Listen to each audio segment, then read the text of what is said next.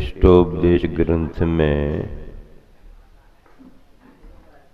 अध्यात्म की चर्चा चल रही है और ये कहा जा रहा है कि स्वरूप निष्ठ साधक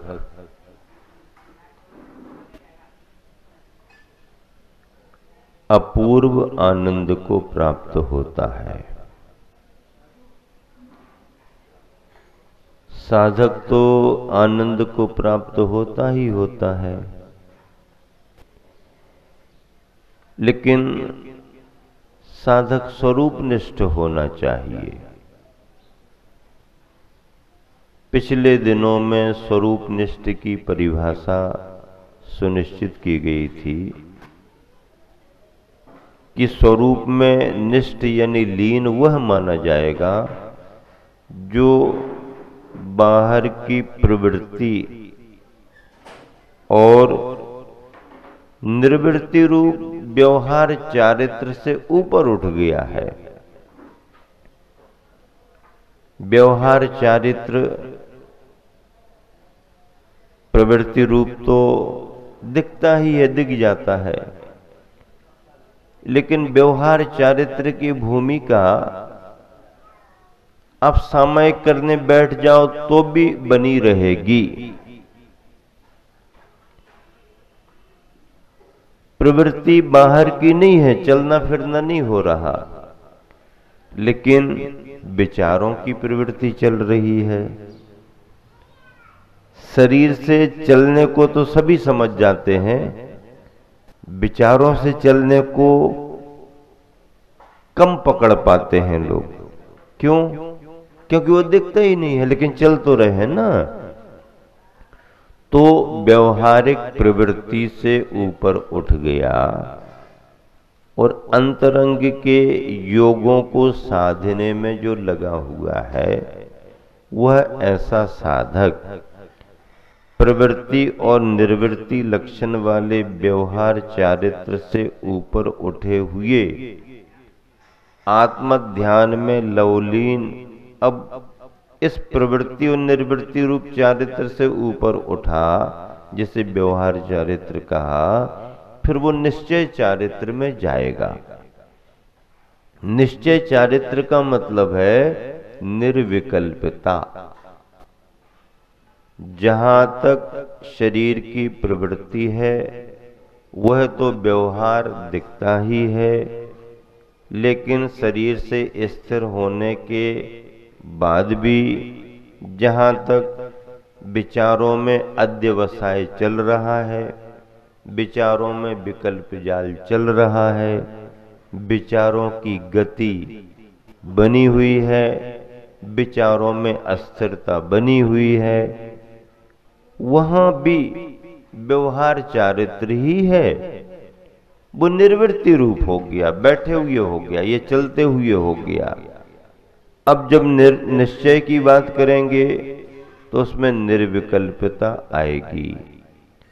समय सार की व्याख्या करते हुए आचार्य कुंद कुंद स्वामी ने कहा कि समय सार क्या है? समय सार क्या है? व्यवहार को समय सार माने या निश्चय को समय सार माने? व्यवहार को समय सार माने या निश्चय को समय सार माने? तो आचार्य कुंद कुंद स्वामी कहते हैं न व्यवहार को समय सार मानो और न निश्चय को समय सार मानो। निश्चय को तो मानना चाहिए ना। निश्चय भी एक प्रकार का नय है, निश्चय भी एक प्रकार की कथन पद्धति है। अब जब कथन पद्धति है, नय है, समझने का नजरिया है, तो जहां तक नय है वहां तक समय सार नहीं है, वहां तक समय सार की व्याख्या है। व्याख्या अलग है और समय सार का अनुभव अलग है।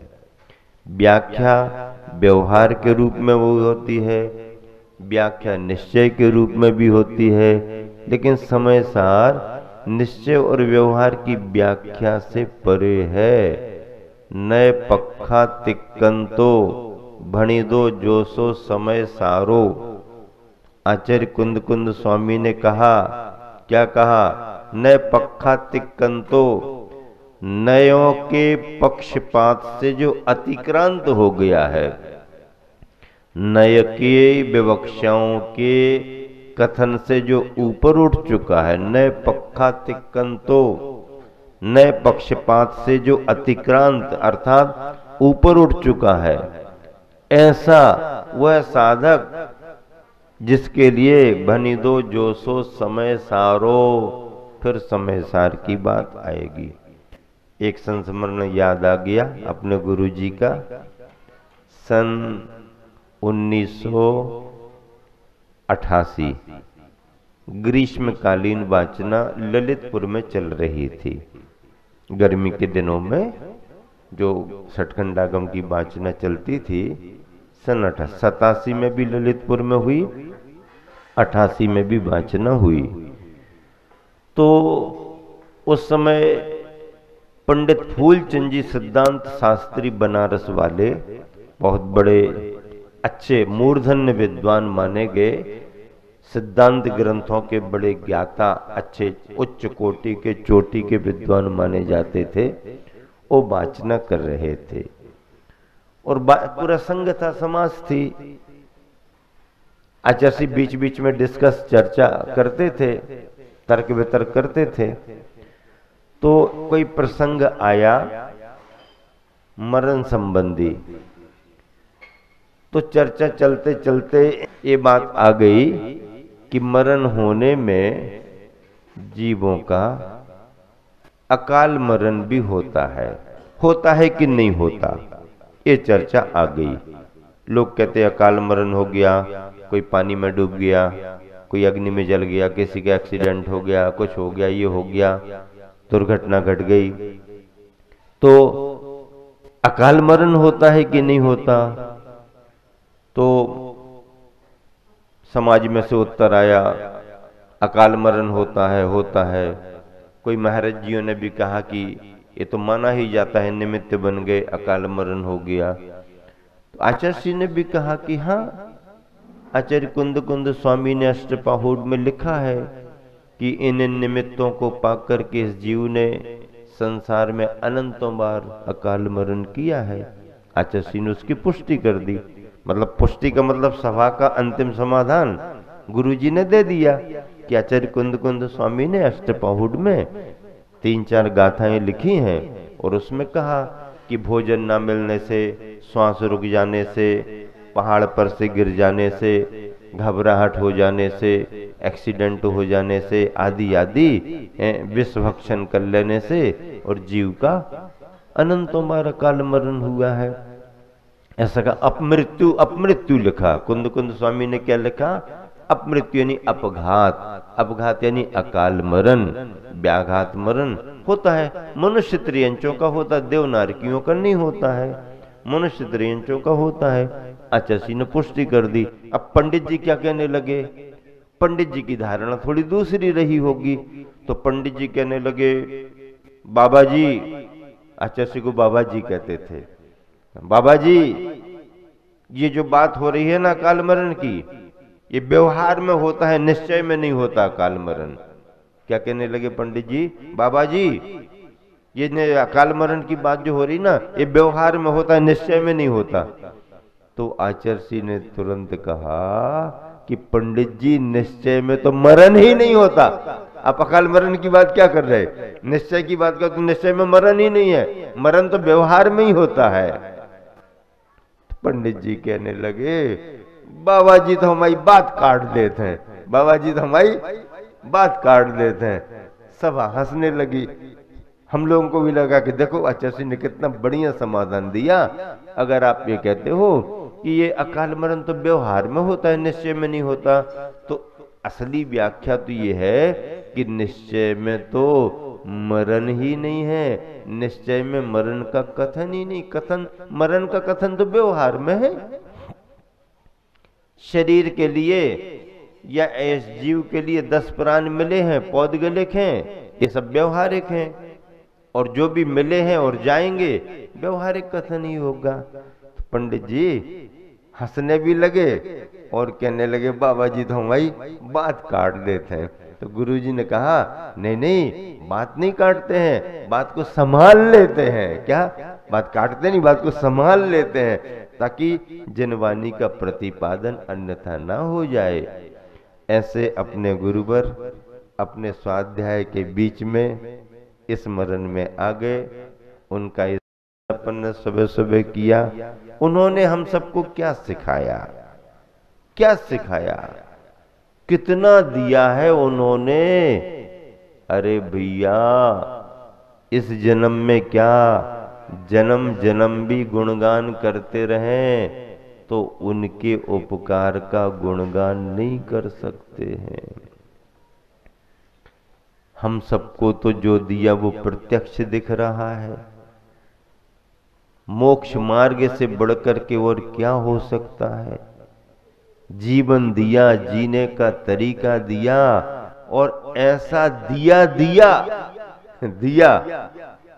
दिवाली के दिए जल गए ना, दिवाली के दिए जल गए। ऐसा दिया दिया कि जीवन में उजाला ही उजाला, उजाला ही उजाला, उजाला ही उजाला।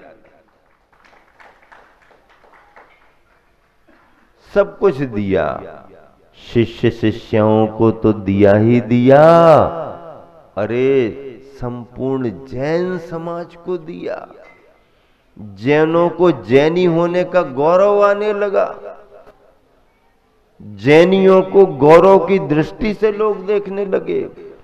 और जैनों को तो दिया ही दिया, जैनेतर समाज को भी बहुत दिया। जिस श्रद्धा से, जिस समर्पण से उन्हें आप अपना गुरु मानते हो, तुमसे कहीं हजार गुनी ज्यादा श्रद्धा से अजैन बंधु भी उन्हें अपना गुरु मानते हैं, अपना गुरु मानते हैं। हाँ, ये गुरुवर आचार्य विद्यासागर जी की देन है। इस देश में ही नहीं, पूरी दुनिया में आचार्य विद्यासागर जी के नाम पर दिगंबर जैन धर्म की प्रभावना बड़ी है। दिगंबर जैन धर्म, दिगंबरत्व भी कुछ होता है, दिगंबर मुनि भी कुछ होते हैं, दिगंबर आचार्य का नेतृत्व ऐसा होता है। ये पूरी दुनिया ने अच्छे तरीके से समझ लिया। आप सब भी उन्हीं गुरुवर के परम भक्तों में हो। चाहे कोई महाराष्ट्र का हो, चाहे राजस्थान का हो, चाहे मध्य प्रदेश का हो, चाहे छत्तीसगढ़ का हो, चाहे बिहार का हो, चाहे झारखंड का हो, चाहे बंगाल का हो, चाहे उड़ीसा का हो, चाहे उत्तर प्रदेश का हो, और चाहे उत्तराखंड का हो। कोई भी कहीं का हो, चाहे गुजराती हो, कोई भी कहीं का हो, उत्तर दक्षिण पूरब पश्चिम से कोई मतलब नहीं। गुरुवर ने सब पर कृपा की है और सबको ऐसा लगता है कि वो हमारे ही गुरुवर हैं। अभी सुबह बैठे बैठे कितनी सारी चर्चाएं प्रतिभा स्थली की, क्या क्या आवश्यकताएं हैं, क्या क्या असुविधाएं होती हैं, कैसे कैसे निर्माण कार्य चल रहे। अभी बता रहे थे जबलपुर में अपने आचार्य समय सागर जी महाराज जी के संघ के माध्यम से उनके कुशल नेतृत्व में कितनी बड़ी धर्म प्रभावना हुई, कितनी बड़ी धर्म प्रभावना। जबलपुर जैसा महानगर इतनी बढ़िया प्रभावना के साथ चातुर्मास उनका संपन्न हुआ। तो हमने कहा कि सम्मेद शिखर जी में भी खूब ठाट बाट से चातुर्मास संपन्न हुआ है। यहाँ पर घाटोल से लालावत जी परिवार, दिग्रस से अपने हैं भागवतकर जी परिवार, प्रमोद मानेकर परिवार इंजीनियर, कितने सारे लोगों को अपने सारे तमाम रिश्तेदार और कुटुंबी सब भाई मिलकर के, जोगी परिवार, मानेकर परिवार, कितनी भावना से इमलिया वाले सुमत चंद जी बैठे। एक ऐसा व्यक्ति बैठा यहाँ पर कि मैंने खुद आंखों से देखा, जब ललितपुर की गर्मी में संग था, वाचना होती थी, ऐसी गर्मी पड़ती थी, तो ये व्यक्ति 1-1, 2-2 बजे रात तक आचार्य श्री को सोने के बाद भी हवा करता रहता। संग के कोई महाराज जी अगर कुछ भी प्रतिकूलता, 2-2 बजे रात तक मैं बच्चों के हवा, भैया वृत्ति आदि आदि, और किसी से बोलता नहीं। सबसे बड़ी उसकी खासियत क्या है? बोलता नहीं, मौन रह करके जो काम करना, कब कर गए, कब आए, कब चले गए पता ही नहीं, कब आए कब चले गए पता ही नहीं। यहाँ के भी कितने कार्यकर्ता सेवाएं दे रहे हैं। कोई अभिषेक की व्यवस्था बना रहा है, कोई आवास की व्यवस्था बना रहा है, कोई शुद्ध भोजनशाला देख रहा, कोई बड़े चौके के लिए देख रहा है, कोई ये दान, कोई वो दान। सबसे बड़ा दान समय का दान, सबसे बड़ा दान समय का दान, और सब दानों में सबसे बड़ा दान हवा का दान है। देखो सीओ साहब की श्रीमती हवा, सबको महाराज माताजी, महाराज माताजी लगे हैं, जब तक आवश्यकता करते रहो। सबसे बड़ा, कितनी बड़ी भैया वृत्ति है, कितनी बड़ी भैया। किसी के कहने से कोई करता नहीं है, अपने भावों से करते, अपने मन से किया जाता है, अपने मन से बात आती है। तो देखो किसी को कुछ कहना नहीं पड़ता है, अंतर मन की प्रेरणा आती है, और व्यक्ति को खुद ऐसा भाव होता है कि हम धर्म का लाभ ये ले सकते हैं, ये ले सकते हैं, ये ले सकते हैं। इस तरह से इष्टोपदेश का स्वाध्याय प्रातःकालीन बेला में बड़ा आनंददायी होता है, बड़ा आनंददायी होता है। आचार्य महाराज क्या कह रहे हैं कि समय सार का आनंद किसे आएगा? जो प्रवृत्ति से ऊपर उठेगा। प्रवृत्ति से ऊपर उठना पड़ेगा, निर्वृत्ति में जाना पड़ेगा, निर्विकल्पता में जाना पड़ेगा, विचारों को विश्रांति देना पड़ेगी, मन को निर्विकल्प रखना पड़ेगा। मन किसी एक विषय पर एकाग्र होगा, उसका चिंतन, उसका ध्यान चलेगा, तब कहीं जाकर के उस समय सार के अनुभव से शुद्धोपयोग की भूमिका में शुक्ल ध्यान के द्वारा घातिया कर्मों का क्षय करेंगे और केवल ज्ञान की प्राप्ति होगी।